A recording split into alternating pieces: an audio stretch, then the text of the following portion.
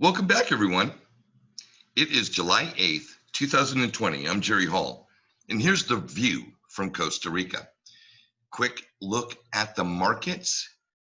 We've had some price action, and albeit that is absolutely wonderful, especially if you're holding Cardano Vet. There are others. Link has had a nice little run. Stellar's getting a little action. There are a few others catching bids, and all that is absolutely wonderful. Let me remind you of one very, very, very important point. The whole market cap for this whole sucker right now is not that. The whole market cap is 277 billion. There's been some really interesting stuff going on. One of the things I found really, really compelling, right, is this thread on Twitter from Mickey B. Fresh. Now, I'm not going to go through it point by point. What I am going to do is I will take a link for this Twitter thread and I will put it in the description below. But what it goes into really kind of trying to highlight is that there have been key discussions, engagement in advisory groups, participation in actual task force, where there has been this incredible engagement between Ripple, the company, representing this we'll call it new financial plumbing, this technology that will allow for seamless transmission of funds or value, whether it be from a federal entity to a state entity to an individual, individual to individual, business to business, etc. And it's been going on for years. More on that in the next piece. So this particular article from City AM is a transcribed interview from Marcus Treacher. Now, it's been passed around. I've seen it in a few other YouTuber videos in other forms. Like I know Cointelegraph did a piece on this interview. The Daily Hodl did a piece on this interview. And there are a lot of things packed in here that are all extremely bullish. But I want to take you down. There's a particular section that I want to get to, and I want to read this particular paragraph. This is one of those, what are the barriers for adoption questions? What's holding Ripple back from conquering the world? I think it's very important to temper expectations with truth. That's not to be a Debbie Downer, because I'm not. I'm a raging bull. However, I'm also cognizant that the world, especially finance, doesn't operate in the same way that I do. So let me read you this particular paragraph because I just think it's incredible. Given the proven use case for digital assets, this question comes down to trust. Having been around for centuries, traditional banks and currencies command a great deal of trust in their services, as most customers have never used anything else. Even if a product has a proven track record of usability and worth, it will naturally take time for many users to invest their hard-earned money into a relatively recent innovation like digital assets. But as more banks begin to embrace digital assets, we can see this trust rubbing off. That is extremely bullish. But it's not bullish as in 2020, ODL for Ripple is going to take off and we're all going to be shopping for yachts. That's not realistic. It's not how the evolution works. It doesn't follow any of the science behind innovation, adoption curves, how technologies are actually, how their systems or networks grow. And lucky for us, we have the internet. There are so many incredible articles and papers written on adoption, innovative technologies, how they either gradually and then with an accelerated force take a share in the market and grow, or they die out. Not everything works. Ask anybody at pets.com back from the internet boom. Anybody who is familiar with the cell phone craze and how that kind of just swept up everything at the time. Ask yourself, how's Motorola doing right now in the cell phone market? At one point, they were the creme de la creme. Motorola, everybody had a Motorola. Here's another one for you. How's BlackBerry doing? Right. Not everybody wins in the innovative race, but there will be winners. I hope you've chosen wisely. I know I've placed my bets. This next little piece came because I think it reinforces the fact. This is from the IRS. This is a pilot for them. Requests for information. Now, the privacy-centric crypto tokens mentioned in an IRS-C1 request include Monero, Zcash, Dash, Grin, Komodo, Verge, Horizon. Alongside this, the IRS wants data concerning off-chain networks and side chains like the Lightning Network, Raiden Network, Solar Network, Plasma, Amisego, and coins that have integrated to the Schnorr signature algorithm like Bitcoin Cash. Now, we talk about regulation all the time. Oh, we need regulation. We need clarity. Well, I'll tell you the last thing in the world, if I'm invested in any of those above mentioned tokens, the last thing in the world I want is a government agency like the IRS adopting new regulatory guidelines and tax code as it pertains to those digital assets or any digital assets. Now, they're not saying exactly what they're going to do, but I can tell you when I start seeing from the IRS that it's coming from a criminal investigation and cyber crimes cryptocurrency initiative, that's a pretty good indication that every one of those above mentioned tokens could hit a blacklist.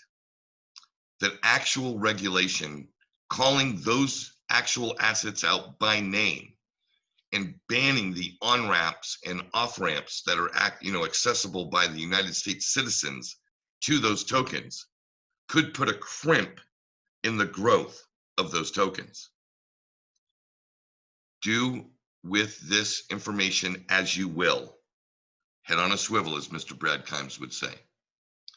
But let's get into some positive stuff. Many of you, I know through the comments, have commented that you also are a ADA holder. Some of you for a very long time.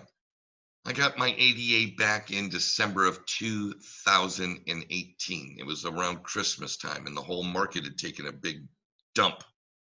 But I'm glad that I did, and I've held, and believe me, my stake in Cardano is not life-changing. But I am looking forward to the upcoming Shelley staking rewards element that's coming, and I'll be able to do it right here from this Daedalus wallet. Now, I could put a link to this in the description of the video and make it easy for you, but I am not going to, because best practices are that you never, ever download, you never use links from knuckleheads like me on the internet to get access to the crucial technology that's holding your wealth. So you should go to DaedalusWallet.io, DAADALUSWALLET.io. Double check the website address and get your own Cardano wallet. If you want the lowest amount of risk and highest amount of return on your investment, if you don't want the lowest risk and the highest return, then do whatever you want. But that is the best practice. I'm excited and I'm looking forward to this. I love it that there is an asset that has a built-in code base that allows for even distribution of its disbursement of validation rewards. Oh, it's a dream. There's also something else here that I found really interesting and I'm actually excited about for the Cardano blockchain project. And that is the ambassador status. They have various roles. You know, if you're a YouTube creator, you're somebody that organizes meetups. Maybe you do translation work. You know, maybe you take information in English and translate it into German for your local community. Or like what I'm trying to do down here in Costa Rica, and that is get English information about this incredible space and get it translated and easily digestible into Spanish. I think this is incredible. If you're interested in being a part of something like this, you should go to the Cardano.org website, find the ambassador tab, and read up on it. Check it out. Might be fun. For those VeChain heads out there who are new to VeChain, I will put a link to this VeChain.com partnership doc in the description. But I love it because I've gotten some FUD. I'll be honest. I've gotten some VeChain haters who are, none of this is real. It's all BS. Blah, blah, blah, blah, blah, blah, blah. Truth is, VeChain has been actually kicking ass and taking names for a couple of years. That's the truth. And the market today is starting to realize that value. Will it be long-lived? You know what? I don't know. More on that to come. Lastly, from the tabs, I want to make sure that you understand that there are regulations in place. There are global standards that the world has agreed to adopt so that the world can interact on a global trade basis, global financial basis. If everybody did everything totally different, nothing would get done. So when you have a WC3 and you have a FATF, you have these global bodies that work with your G7 and G20 bodies to come up with frameworks so that the world can have commerce, so that there can be international trade. This ISO 20022, and eventually there'll be an ISO 20023 and 24 and so on. These are extremely important. I'm a bullish Ripple community member in the XRP army because they continue to stay on top of this, while the incumbent Swift snubs their nose at it. Well, I'm telling you, if you don't innovate, you die. Let me close you out here. The truth about today's market, I think this is a really important point. In markets that are ascending higher and higher by the hour, it's important to understand causation. You know, for the last 2 weeks, I've been beating this drum about this cycle of investor sentiment, pace of adoption, pace of innovation. Keep that in mind as a context for the rest of this video, the next minute, 2 minutes. When you assign a causation, you can then apply best practices for sound investment strategy. Causation, what are you talking about, Jerry? I'm talking about why is the market moving right now? Is it a direct result of innovation? Here's my take on it. No, the innovation's been there. Ripple rolled out live to, October 2018 with their ODL. So it's not innovation. Is it adoption? Well, we've seen companies like VeChain and Ripple put together partnership after partnership after partnership and remain in a relatively stagnant price range for long periods of time. So I wouldn't say it's adoption. I'd say innovation and adoption are underlying elements for sure.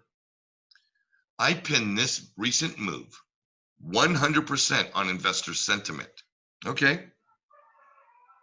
You get to make your own call. Why don't you leave a comment down below? What are you assigning this move in the market to? I'd love to hear your thoughts. In today's market, there are 2 points that are important to take into consideration.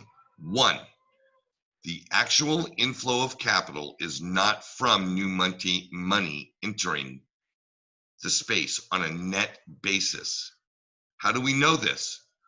Well, I just opened the video with showing you the overall market cap, 277 billion.